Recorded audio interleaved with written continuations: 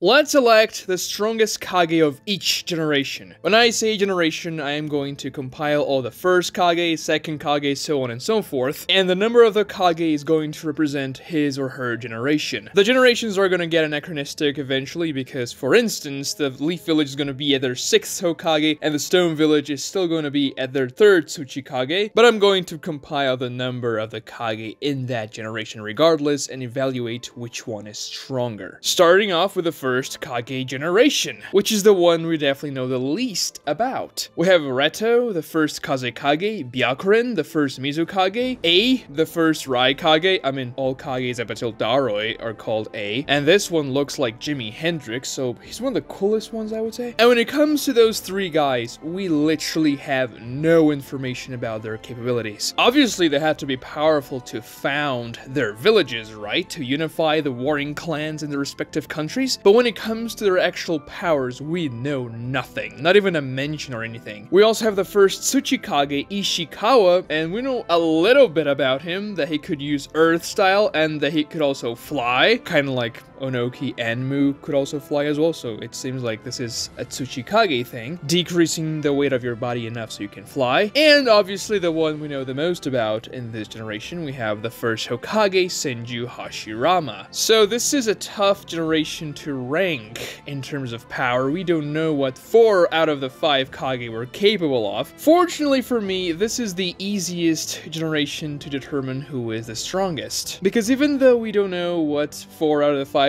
did, we know Hashirama's powers. He was hailed as the god of shinobi back in the day. We saw his fight against Madara in the Valley of the End, where he used a 1,000-arm Buddha statue the size of the Leaf Village to fight against Madara's majestic attire Susanoo. Every other character in the series craves Hashirama cells, and they absolutely enhance the powers of whoever gets them. He can seal chakra with his wood style, he can casually grab Bijudamas with his wood golem and toss them back at the target. He regenerates without weaving hand signs. He tamed the 9 tails like a pet, and pretty much every single character thought it was impossible for anyone to be more powerful than Hashirama. So yeah, even though we don't know much about the other Kage in this generation, it's easy to say the strongest is Hashirama. Moving on to the second generation, we have the second Kazekage, Shaman, that bald guy with a weird dragon tattoo around his head. The only thing we know about him is that he deployed puppets into the battlefield. It's implied he's not a master puppet like Sasori, for example, but he used puppets to complement his powers, and he also idealized the idea of using puppets in the Sand Village to make up for the lack in numbers that they had, but we never see him fighting. We don't know much about him at all. We have the second Mizukage, Gengetsu, who we actually know a lot about. He was a member of the Hozuki clan, so he could liquefy his body and negate most physical damage. Use the Hozuki water pistol. He also had the clam that could use Genjutsu in a very large area. He could use oil-like water that's very viscous and difficult to deal with. And he also had the eternal explosive Joki boy. We have the second Raikage, who is also called A, and we know nothing about his powers. The only thing we know about him is that he got jumped by Ginkaku and Kinkaku alongside Tobirama and almost died to them once. Not the greatest feat, man. We have the second Tsuchikage, Mu, the Null Shinobi. He was very good at stealth. He could become invisible. He could fly. He was a proficient Earth style user, and he also had particle style, a KK Tota, and an extremely powerful ninjutsu. And we have the second Hokage, Senju Tobirama, a proficient water style jutsu who created many jutsus that we see throughout the series, like the Shadow Clone Jutsu, which he could create a few Shadow Clones, not as many as Naruto, but still, he could use them. He created the Flying Raijin, even though he can't use it as proficiently as Minato, but he could still use it very well during battle. It was a jutsu he used to kill Izuna, for example. Well, not kill him, but Izuna essentially died because of that jutsu. He created the Edo Tensei Jutsu, even though he wasn't as proficient with it as Orochimaru or Kabuto, especially, and he was a very intelligent, strategic fighter. Now, out of these 5 Kage, we know the capabilities of Mu, Gengetsu, and Tobirama in any good capacity, so I'm not going to count the Raikage or Shaman, the second Kazekage, because we just don't know exactly what they could do. And honestly, if Kabuto didn't bring those 2 back in the war arc, it means they probably weren't as powerful as other Kage he brought back. Then again, it's much more likely he simply didn't find their DNA to use the Edo Tensei Jutsu, because would he really bring people back like Hiyashi or Asuma instead of 2 Kage, for example, if he had the DNA? I don't think so. But regardless, the 3 Kage we know things about are pretty powerful. And the interesting thing is that Gengetsu and Mu fought their final battle against each other and they double KO'd each other, dying in the process. I made a whole video about how this fight probably went down, so we know Mu and Gengetsu are pretty much equal in terms of power. Obviously, they're gonna have different specialities, but they are powerful in their own right and pretty much at the same level. So the question is Tobirama gonna be stronger than each of them? Now, Tobirama is a difficult character to determine the strength because he has very contradictory feats. Dying for the Ginkaku squadron, for example, is probably his worst anti-feat. Like, yes, he says they're surrounded by 20 ninjas from the Ginkaku squadron. They're really powerful, and they're S-rank ninjas. And Tobirama sacrifices himself to save the day there and save the squadron he was carrying into battle. But really, couldn't he have, you know, wasted their time and then use the flying Raijin to just jump out of there? Also, didn't he have the Edo Tensei jutsu he could use to increase his numbers? And there's the thing, it's very likely that Ginkaku and Kinkaku weren't even present in the fight there against Tobirama when he fought against their squadron. Because when Ginkaku and Kinkaku are brought back in the work, they think Tobirama is the one who brought them back because of the Edo Tensei jutsu, so they assumed it was him. But the thing is, if they had killed Tobirama, they would know, well, it couldn't be Tobirama, right? So they either weren't at the battle against Tobirama there, or they died in the battle before Tobirama died, which would actually bode much better for Tobirama in this case, because at least he took down Ginkaku and Kinkaku. But by the way they speak to each other in the work there, it doesn't feel like they were killed by Tobirama, especially the way they refer to Tobirama there. They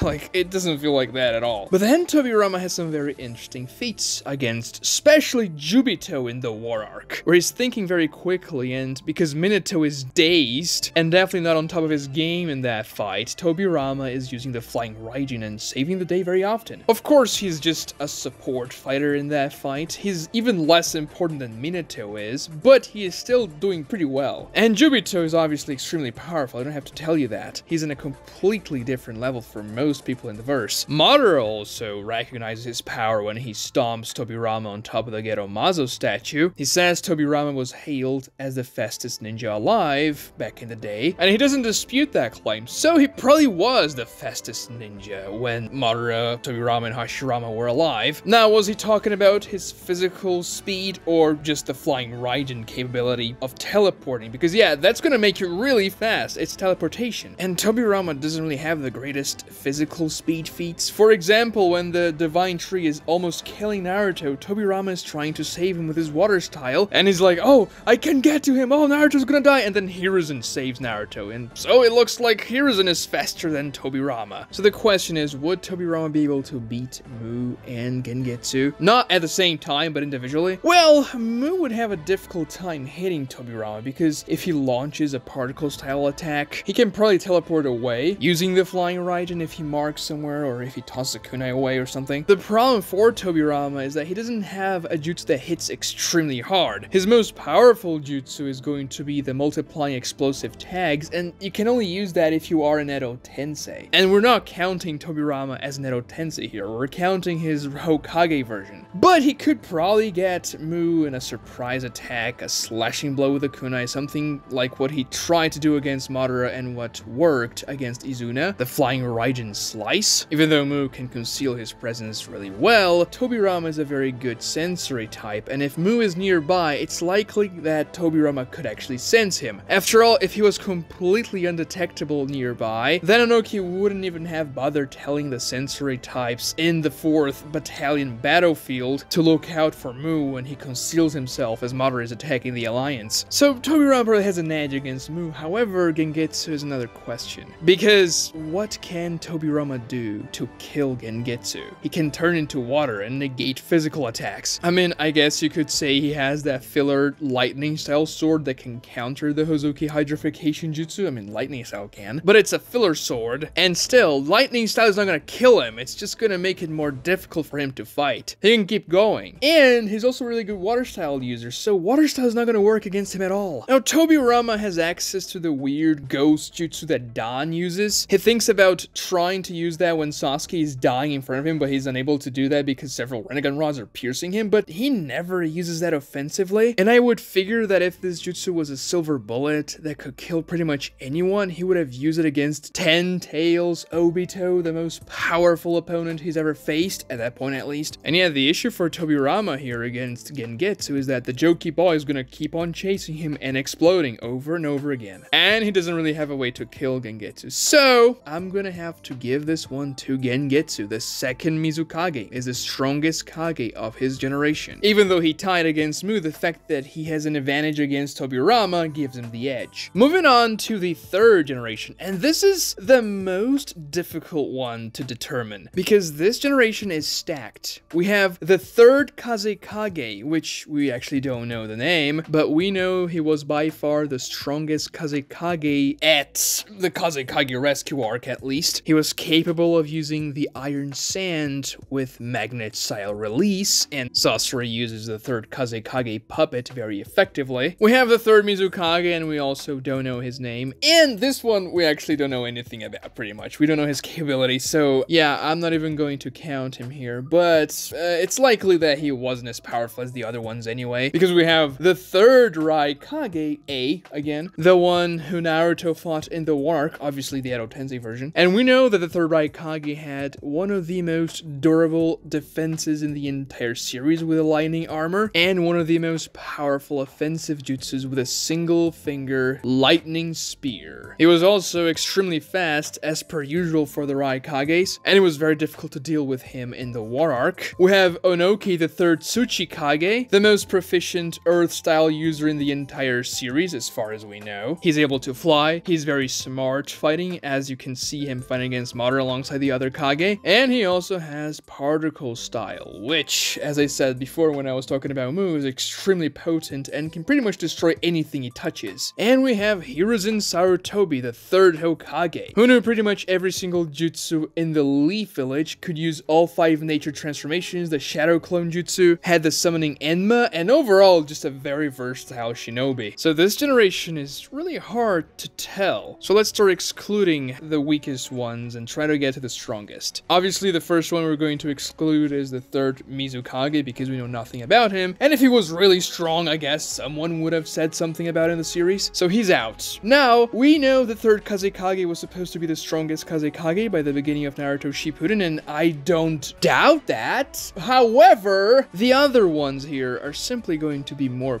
powerful than him. After all, the third Kazekage was defeated by Sasori, and it seems like it was easy. Now, maybe it was a trap, maybe Sasori poisoned him, which is my headcanon, but even if you don't count that as an anti-feat, that a weaker Sasori defeated him, the Iron Sand is powerful, but it doesn't feel like it's gonna be the most powerful jutsu here. Obviously, the puppet Sasori uses is not the full strength of the third Kazekage, otherwise, I mean, the Sasori puppets would be absolutely insane, but it should be a good comparison, right? And Sakura in the beginning of Naruto Shippuden, when she was a Chunin, a powerful Chunin that had very powerful physical attacks nonetheless, but still a Chunin, defeated that puppet with the help of Chio, but still defeated the puppet, and she was able to counter the Iron Sand by punching it really hard. Also, the most dangerous thing about the Iron Sand there in the fight against Sasori was the poison laced in it, and the third Kazekage wouldn't have poisoned Iron Sand. That was a Sasori thing. So I'm excluding the third Kazekage. Now we have Onoki, Hiruzen, and A. Obviously, people are gonna bring up Prime Hiruzen, and we just don't know what that looked like. I have to assume Prime Hiruzen is something kinda like what we saw in the war arc. Yes, it was an older Edo Tensei Hiruzen there, but because he has unlimited Edo Tensei chakra, it probably feels like this was what he looked like when he had more chakra back in the day. When he fought against the Buddha statue that Guru Zetsu used, for example, and used 5 clones, each using a different element transformation to counter the attacks from Guru Zetsu. Obviously, he can also use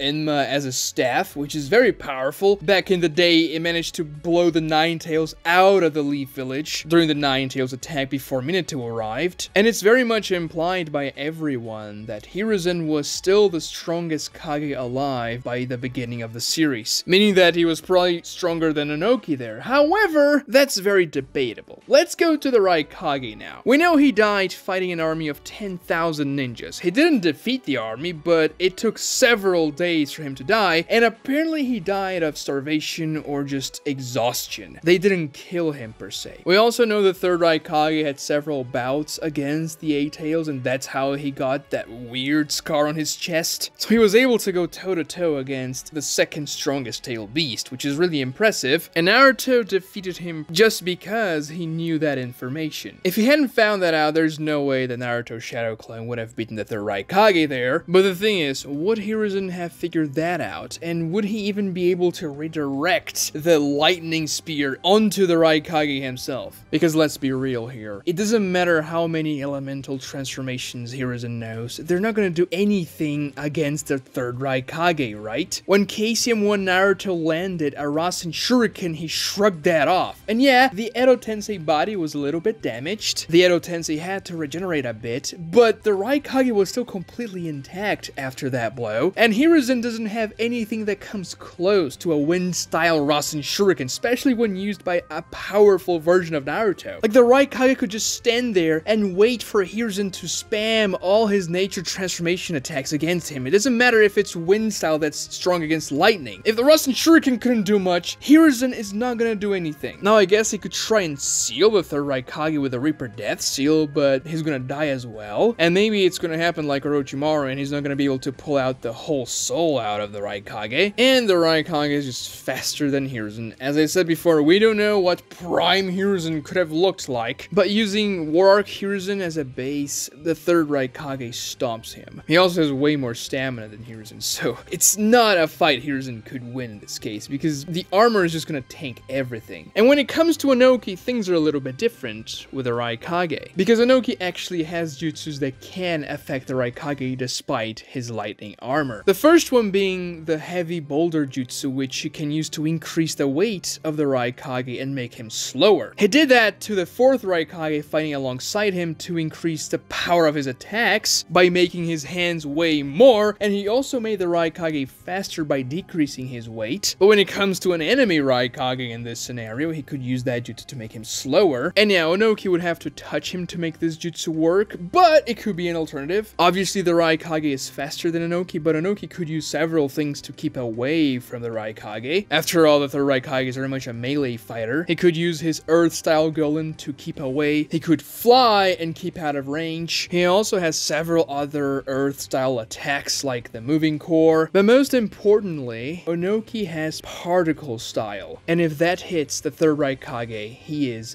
done. Even though he has a very powerful lightning armor, it's going to delete him. It's a Kage Tota, the combination of 3 nature transformations, and it completely deletes Susanoo's, Madara Susanoo's, out of existence. Like, yeah, the 3rd Raikage died fighting a 10,000 men army, and he didn't kill them all, but if Inoki used the particle style variant he used against the 25 Madara Susanoo's in the War Arc, he probably would have killed that entire army by himself. Particle style is extremely broken. The problem with it is that it's mostly used against Madara in the series, and Madara can absorb it because of the Rinnegan. But if Madara didn't have that, even the Susanoo wouldn't keep him safe. And yeah, the Raikage speed is the most difficult thing for Inoki to deal with here, but as I said, he has ways to counter that. So Inoki is going to beat the 3rd Raikage, especially when you consider how tactical he is. He's the smartest out of the 5 Kage who fight Madara. He is doing the strategies, he's good with Genjutsu even, which is not going to be important against him in this fight, but still. When it comes to Inoki versus Hiruzen, yeah, it was implied Hiruzen was the strongest Kage by the beginning of Naruto, but in the War Arc, in Naruto Shippuden, it's very much spelled out for us that Inoki has reached his prime in the fight against Madara after he remembered the Will of the Stone, after he begins to fight for something greater than just himself and his village, the entire world. Inoki goes through his character arc there, and he also becomes much more powerful, which is what happens in shonen anime, right? And as I said before, yes, Hiruzen is impressive, he has all nature transformations, but Inoki has a Kage Tota, the combination of 3 nature transformations, and Hiruzen doesn't even have the combination of 2, a Kage Genkai. He only has basic nature transformation jutsus. Also, Inoki is extremely tanky because he took 2 Madara meteors to his head and survived. People don't realize that, but when those 2 meteors impacted the ground, Inoki was ground 0 zero of that impact, and he survived that. Those two meteors crashing down. So yeah, Prime Onoki, his old self, which is his actual strongest version, beats Prime Hiruzen, granting Onoki the title of the strongest Kage of his generation, of the 3rd Kages. Moving on to the 4th generation, we have the 4th Kazekage, Raza, the 4th Mizukage, Yagura, the 4th Raikage, A, the 4th Tsuchikage, Kurotsuchi, and the 4th Hokage, Minato. Now, Raza, well, his jutsu's kinda cool, the golden sand and all, but he gets absolutely destroyed by Gaara in the war arc. He's dealt with the fastest out of the 4 Edo Kage that Kabuto brought back, and also Orochimaru just absolutely destroys him off screen in the Chunin exams. We don't know how that fight played out, we just see that Orochimaru stabs him with a Kusanagi sword, and that's it. It doesn't even feel like Raza gave him much trouble. And yeah, he was able to contain Shukaku whenever Gaara went ballistic, but that's because he had a perfect counter for it in the Golden Sand, and Shukaku is by far the weakest tail beast relative to Gamabunta, for example. It's not an amazing feat to counter and contain Shukaku. So yeah, not the strongest Kage. Now, Yagura, he's not a perfect Jinchuriki. This is a misconception. He had perfect control over the 3 tails, which means he had something like the Caesium 1 version of Naruto when he had perfect control over the 9 tails. He had the Coral Jutsu, he had that weird water-style Mirror Jutsu, which is probably the strongest jutsu in his arsenal, but also Yagura is not the strongest Kage, let's be real here. He was fighting alongside other 6 Jinchuriki in the war arc when Obito was using them, and he didn't feel more impactful than any of them. Actually, he felt less impactful than Han and Roshi, for example, and he's a Kage. Like, Naruto and B weren't even concerned that they were fighting a Kage alongside the Jinchuriki there. Definitely not the strongest dude. When it comes to the 4th Tsuchikage, Kurotsuchi, well, she doesn't do a whole lot in the series, even though she's the best girl. She has a few quick lime, water style, and earth style jutsus, and also the earth style volcano she used alongside her dad that destroys a lot of white Zetsus, taking them from the underground and launching them up in the air. And yeah, she does have a Kage Genkai, but it's nothing too impressive, let's be real here. We have A, the 4th Raikage. He's pretty powerful, and he's said to be the fastest ninja alive during the 5 Kage Summit. So yeah, he's very fast. He's also pretty damn strong when he punches. But then we also have